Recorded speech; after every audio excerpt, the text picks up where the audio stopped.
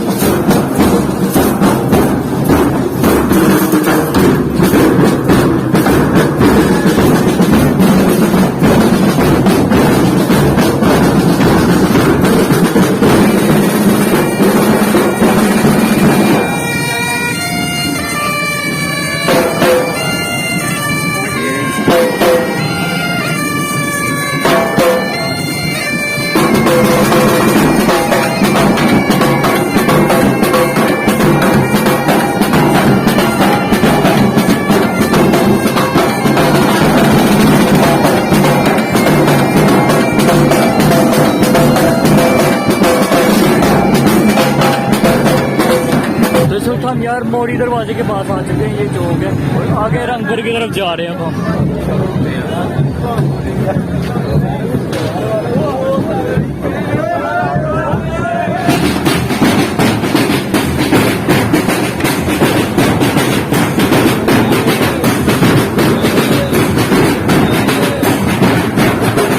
इस वक्त हम रंगपुर में यार पहुंच चुके हैं।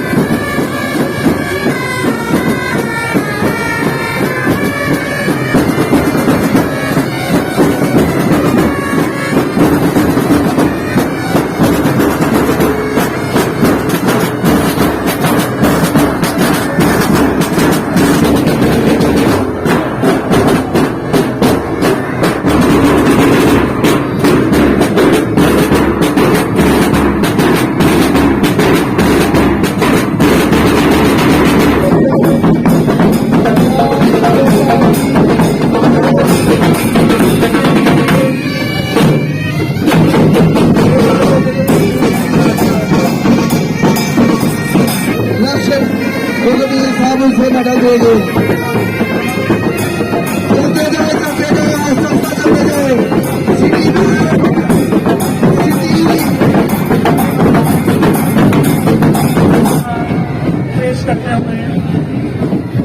आई जा भाई मेरा पे आ गया पिंड वाले चले जान शहर वाले रह जाओ।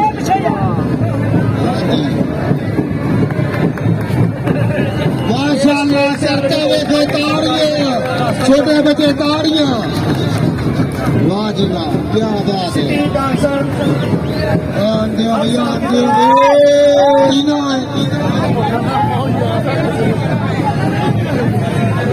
ਆ ਬੈਂਡ ਦਾ ਨਾਂ ਹੈ ਕਾਕੇ ਰੱਬ ਨੇ ਵਾਹ ਅੱਖ ਨਾਲ ਨੋਟ ਚੁੱਕਦਾ ਪਿਆ ਬੱਚਾ